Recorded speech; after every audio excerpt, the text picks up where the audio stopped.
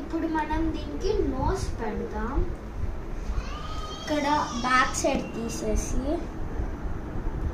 ఇప్పుడు gum apply చేయాలి ఈ సైడ్ కార్నర్ కదా.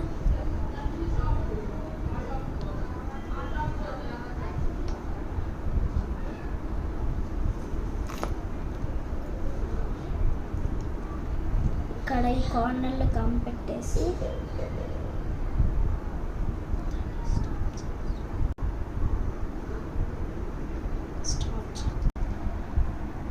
ఇప్పుడు మనం దీనికి బ్యాక్ సైడ్ ఉంది కదా, ఇప్పుడు మనం గమ్ అప్లై చేయాలి.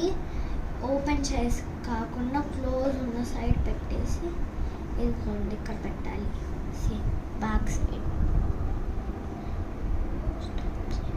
ఇప్పుడు మనం కొంచెం ఏదైనా డార్క్ బ్లూ కానీ బ్లాక్ కానీ ఉంటే టోర్ చేయాలి కొంచెం.